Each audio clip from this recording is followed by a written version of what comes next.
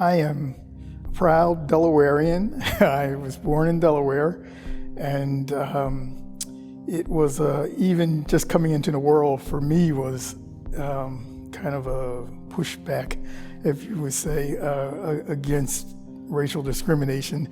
All the black babies were relegated to being born in St. Francis Hospital. All of the white hospitals in town were segregated, and you could not go into them if you were black. So when I was born, I needed a blood transfusion, and so my mom and her doctor went to the hospital, and they wouldn't let us in. They wouldn't let anybody in. They finally acquiesced. Her doctor basically stood in the doorway and said, you know, the blood of this child's on your hands. And they ended up letting us in. And so I became like the first baby not born in the hospital, but accepted into the hospital. So that started me on a trail. And right after that, we moved into a neighborhood. And in our neighborhood, it was the very first neighborhood, a suburban neighborhood, a little bit south of Wilmington, that was all black. It was about 99% African American. And it was maybe, in my research, I'm finding that it was maybe the first one in the nation as a suburban town. It was surrounded by white neighborhoods, and ours was the only black neighborhood in that area. All of our streets were named after African Americans. I lived on the corner of Mary McLeod Bethune Drive and Ralph Bunche Boulevard, both who were living at the time. So all of our streets were named after living African Americans. And so it gave us a good foundation. It gave us a real early awareness of African American history and culture. Our schools were all populated by teachers from HBCUs, and we learned very early the value of African American culture. I went to the University of Delaware. Our class was the largest freshman class of African Americans ever to come to the University of Delaware. So I've had this first kind of a thing all through my life. Our community had one way out and one way in. During a period of time, we had, I just describe them as white supremacists come driving through our community, leafleting, and they had kill all N-words, swastika on one side, and on the other side they had a picture of a black man hanging.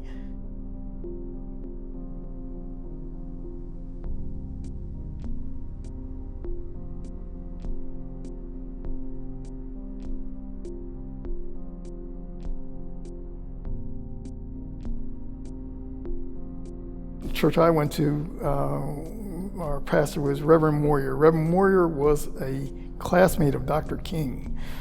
And the very first thing they did after they started gathering up all these things is to say, we're gonna fight back with this. So we met at the church, and the older gentleman there made a plan so that someone would be watching. And then one night they came through leafleting, and they had to go around, turn around, and come back.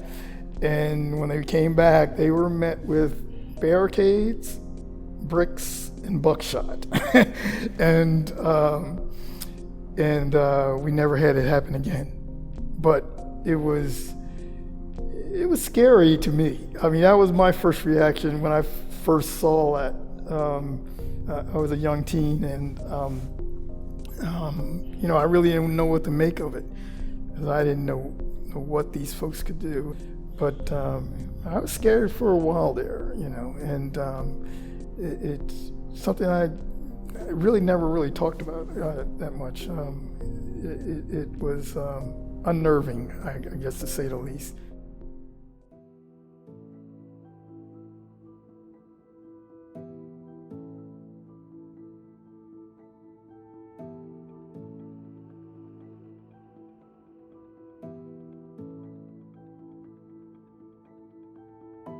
I've volunteered here a number of times, and I've seen all types of reactions from people here, from anger to sadness to mirth. I mean, there's all kinds of reactions that people, embarrassment, people have all kinds of reactions to this negative imagery. And I believe that the way that you kind of shut it down is that you really just have to call it out when you see it. If it affects you negatively, if you see something that's, even if it's from the 20s or 30s, you can call it what it is. It is racist, and I think that's one of the great things that Dr. Pilgrim does about the exhibit, is to explain why many of the pieces do have that visceral reaction, why things make you angry or things make you sad. I think that's the reactions I think are natural, and but if they're affect you negatively, I think you should just call it out and say that's what it is. It does inspire conversation, or it should anyway. People can internalize it and keep it in, but to move forward, you have to have a conversation about a lot of these things. One of the things that we try to encourage at our museum is to look at the items, talk about them, and then go out and make change. I think in order to make change, you do have to start action items, and you should kind of consider ways to get past some of the things that you've seen here. Not just simply sweeping them under the rug, but being honest about them. The action items, I think, that you would have after a conversation about this negative imagery, I guess the first thing would be to tell the truth. A lot of people can stand here and watch and look at one of these pieces and just have kind of a total opposite reaction to it. As I said, Dr. Pilgrim does an excellent job writing down every little thing about each little piece. And I've been in here before. I've seen people read what's there and then still come away with, this isn't racist. Why is he calling this racist? But I think telling the truth is the first part of the action type things that you want to do. You take it upon yourself. It's for yourself to go out and do it. Can't wait for your classmates. You can't wait for your church members. You can't wait for your family to help you get over some of these obstacles of confronting racism. And I think it has to be sometimes a personal journey that you have to go to. Another one is that you have to stay vigilant. That really means that you keep your eyes open and you be determined to get things done. You're going to get punched back, knocked back when you start this confrontation with folks about racial imagery or stereotyping or discrimination.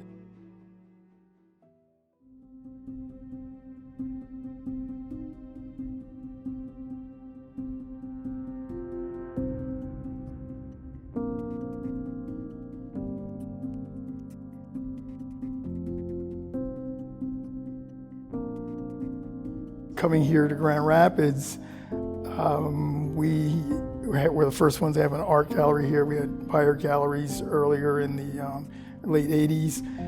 And then we transitioned over to the museum. Grand Rapids African American Museum and Archives, GRAMA as we say, was the first African American museum here in town. So people here in Grand Rapids, they probably know about all this kind of racial memorabilia and artifacts, but they kind of take it lightly. And I think it's a great reason why it's here. There's always been racism here. African Americans have adapted very easily to it and assimilated with it. This is a mobile or changing exhibit, traveling exhibit, so Dr. Pilgrim has made it so that it's more universal, so that this story is told here is also told in Charlotte or LA or Chicago, wherever it goes. And what we found is that we wanted to supplement it at Grandma with stories of local people. And there's many examples in here of communities that pushed back, but he couldn't put everything about Grand Rapids in here. So we put some into our exhibit, that talks about Emma Ford, who was a great activist and also a woman's suffragette. We have the Dr. Bolden, who sued the Keith Theater here in Grand Rapids when blacks were relegated to sit in the balcony of theaters. We talk about the 4 families that bought land in the northeast section of Grand Rapids and fought redlining because there was land there available. They put their money together, they bought the land, and the city pushed back on them and said, the city and the neighbors pushed back on them and said, you can't live here. But they met all the expectations and then decided that they were able to buy the land, start a neighborhood. We have Walter Bergman, a Jewish man who lived here in Grand Rapids, one of the first freedom riders. And he and his wife went down to Anston, Alabama, and that picture that you always see of a burning Trailways bus, he was on that bus, got pulled off, beaten by the Klan, had a stroke 10 days later, and was wheelchair bound for the rest of his life. But there's these people that are right here in Grand Rapids that are fighters of discrimination and stereotypes, and so we combine a lot with Dr. Pilgrim. Borrow some of his pieces, he borrows some of ours, and our story tells a little more poignant Grand Rapids story, where this is a little more universal and good, because it should be told all over too.